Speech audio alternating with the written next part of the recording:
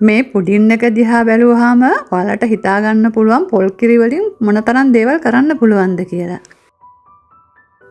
ඉතින් මේ වගේ දේවල් හදාගන්න අපිට ලොකු වියදමක් යන්නෙත් නැහැ. ඒ වගේම තමයි කිරිපිටි බිත්තර වලට වියදම් කරන්න ඕනෙත් නැහැ. නිර්මාංශයට උනත් මේ වගේ කෑමක් කන්න පුළුවන් ලේසියෙන්ම. මේ වගේ දෙයක් හදලා අපිට ස්වාමින් වහන්සේලාට උනත් පිළිගන්නන්න පුළුවන්. බලන්න චීස් වගේ හරිම සොෆ්ට්. අපි එහෙනම් බලමු මේ කොහොමද හදාගන්නේ කියලා. දිගටම මගෙත් එක්ක රැඳිලා ඉන්නා වගේම ඔයාලා මට subscribe එකකුත් දාගෙන යන්න. ඔන්න කලින්ම මම ලිපේ තියන්න පුළුවන් භාජනයක් අරගෙන පොල් කිරි මිලිලීටර් 500ක් දාගත්තා. ඊළඟට මම ඒකට එකතු කරනවා කෝන් පිටි මේස හැඳි 3ක්. ඔයාලට කෝන් පිටි ලේසියෙන්ම ගන්න පුළුවන් තොගබඩු කඩවල් වලින් ග්‍රෑම් 100ක් රුපියල් 47ක් වගේ තමයි වෙන්නේ. ඉතින් මේ පොල් කිරි නිසා අපිට ටිකක් පැණි රස අවශ්‍ය වෙනවා. ඒක නිසා මම සීනි මේස හැඳි 5ක් දාගන්නවා. සීනි අඩුවෙන් කන කෙනෙකුට සීනි මේස හැඳි 3ක් 4ක් විතර දාගත්තට කමක් නැහැ.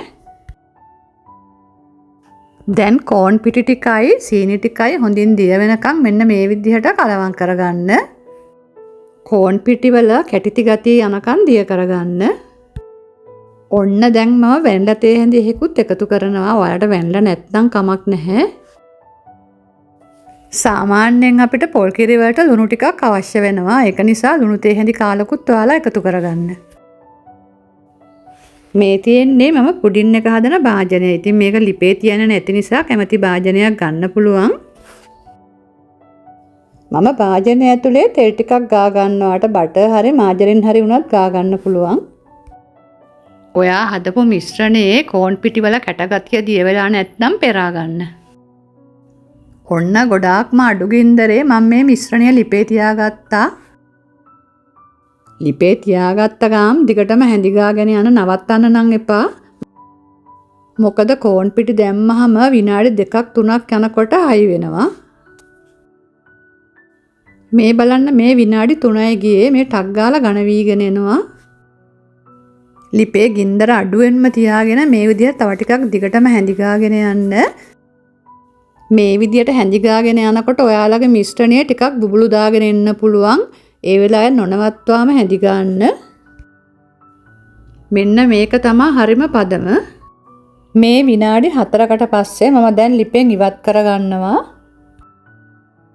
ඊට පස්සේ ටක් ගාලා අපේ පුඩින් තැටියට දාගමු.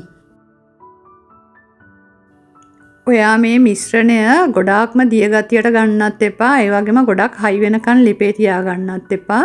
මේ පදම එනකොට ලිපෙන් බා ගන්න.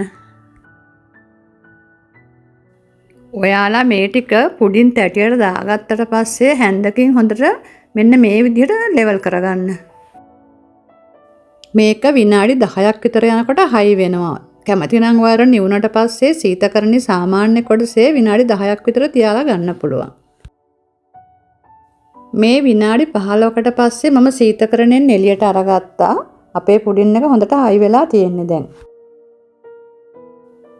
අපි පිඟානක් අරගෙන මේ පුඩින් එක අනිත් පැත්තට හරවගමු. හරවන්න කලින් ඔයා පිහියක් අරගෙන පුඩින් එක වටේ ටිකක් බුරුල් කරගන්න. මේ විදිහට අපි දැන් පුඩින් භාජනය උස්සලා බලමු කොහොමද පුඩින් එක කියලා. බලන්න හරිම ලස්සනට තියෙනවා කිරි සුදු පාටයි. අපි එහෙනම් කෑල්ලක් කපලා බලමුද? මම ගත්ත පුඩින් භාජනයේ ටිකක් උස එකක්. ඒක නිසා මේක ටිකක් ඝනකම කෑලි වලට කපා ගන්න පුළුවන්. ඔයාලට පෙන්වන්න ඕන නිසා තමයි ටිකක් ලොක්කුවට කැපුවේ. ඉතින් ඔයාලා සිහින්ම කපා ගන්න.